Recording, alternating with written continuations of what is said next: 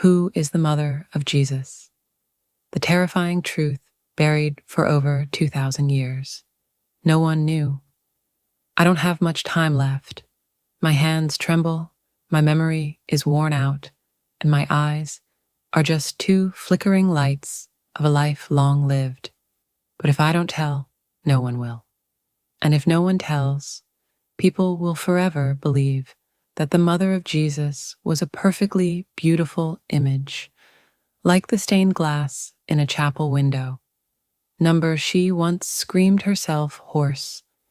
She once knelt on cracked earth and begged to die in place of her son. She once wanted to end her life. I know, because I was the one who wrested the knife from her hand. The mother of him, her real name was Mary. When I first met her, she was just a frail girl, her face not as beautiful as people now claim. She was skinny, sunburned, with calloused hands from harvesting grain for the wealthy families in town. Mary's father had died in a landslide, and her mother was paralyzed, bedridden. Every day Mary worked from dawn till dusk to earn a few coins for bread and medicine. I was a servant in a priestly household. Mary often came to wash clothes at the well behind the house. I was nearly 10 years older than her, but I had never seen anyone with such sorrowful eyes, as if she had seen something far too great for such a small frame to carry. One time I asked, "Little one, what is your greatest wish?" Mary was silent for a while.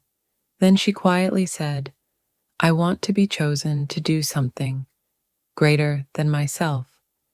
I laughed, but then I stopped, because what she wished for did come, and it was so great, the world would never be the same again. That night, I heard Mary scream. I ran over, thinking there was a thief, but the room was empty. Mary was curled up in a corner, drenched in sweat. She said, "I saw a light, then a voice, telling me I would bear a son." I was about to fetch the priest to perform an exorcism, but Mary gripped my hand, her gaze deadly serious. "It wasn't a dream. I'm truly pregnant, but I've never been with anyone." That sentence, dear reader, chilled me to the bone. No one believed Mary, not even her own mother. She slapped Mary so hard she bled from her mouth, calling her a disgrace. Mary was cast out, forced to sleep beneath an old olive tree. No one dared to shelter her. The villagers whispered, "That girl's gone mad, or possessed." She didn't cry.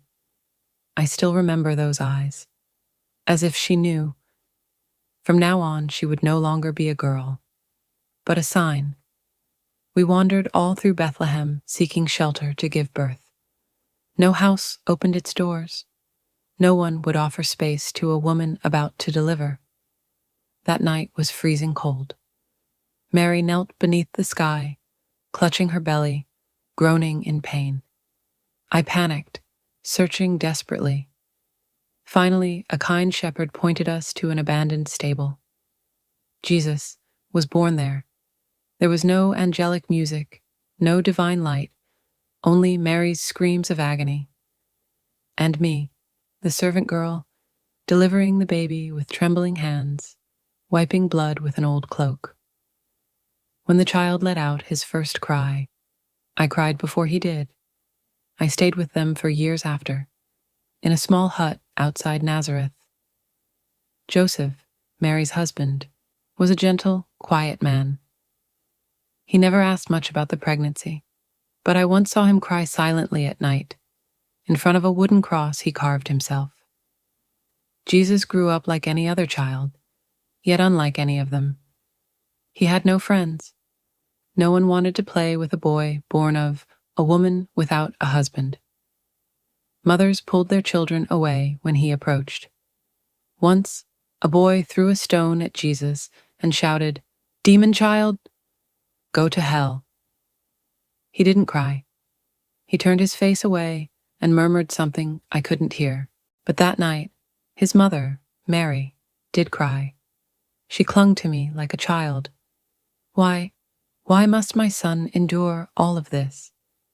I didn't know how to answer, because even I had once thought perhaps this was God's punishment for someone. No one is born this way, unless heaven intends to punish them. When Jesus turned 8, something happened that I have never dared tell anyone. That was the night I found Mary standing by a dry well, where many women had taken their lives. She wore a white cloth, a knife in her hand. I screamed, "What are you doing? Are you mad?" Mary turned around, tears flooding her face. She didn't shout or scream. She just said one sentence that shattered me. My son doesn't deserve to live in a world like this. If God wants to take him back, I'll go first to tell him. I lunged, tearing the knife from her grasp. We wrestled, rolling on the ground like two crazed women. At last, I held her, both of us bleeding. Mary wailed, as though centuries of agony erupted in one moment. From that night on, I stood guard over her sleep. Jesus had strange powers, but no one called them miracles. Once, I saw him place his hand on a sparrow with a broken wing, and the bird flew away, healed. Another time, I burned myself with boiling water. Jesus touched my wound, and the pain vanished as if it had never been. But when I told the villagers, they didn't believe. They said, "You old fool, don't bring your devil tricks to us." I said nothing, and Jesus remained silent, never claiming to be chosen. He just kept working, kept being rejected. Then came a special night when Jesus turned 12. I remember clearly it rained, a torrential downpour the likes of which Nazareth rarely saw. We lost sight of Jesus after the temple ceremony. Mary went mad. She ran through the town screaming his name. I too ran into the dark alleys, holding a lantern, heart pounding. Eventually, I found him. Jesus was sitting alone in a cave, soaked, pale, holding his head. I thought he was ill, but no. He whispered, "I saw the light." I asked, "What light?" Jesus looked at me, his eyes no longer those of a child, the light from a place beyond time. I heard a voice calling, and I am no longer afraid. I trembled. I knew. That night, he ceased to be the boy I once lulled to sleep. He had awakened. From then on, Jesus grew quieter. He helped the villagers fix homes, mend nets, build furniture, asked for no pay, never sought thanks. He was still hated, still cursed. Someone even threw feces at our door. But Mary no longer broke down. She seemed to have accepted it, no longer asking why. Each night she prayed in silence, no words, no tears. I once asked her, "Do you no longer suffer?" Mary smiled, her first smile in years. I still hurt, but I no longer let the pain lead me. Now I recount all this, not for your pity, and certainly not for worship. I tell this because the truth should not be hidden behind golden paintings in cathedrals. The Mother of God was not born a saint. She once wanted to die, was once called a whore, once kicked in the belly while pregnant, once nearly jumped into a well, once screamed beside a child the world rejected, and then she stood up. So if you, reading this now, feel like you have nothing left to hold on to, remember this: Jesus was not born in light. He was born from the deepest pit of despair, of a woman no one believed in. When Jesus was 16, he once asked me, "Auntie, why does everyone hate me?" I didn't answer. But now, at the end of my life, I can finally tell him and you, because when light first shines, it hurts people's eyes. I am the last maid who ever touched the dirt-covered feet of Jesus and the shattered heart of his mother. Please remember this, because those who remember will never feel alone again. Eventually, I found him.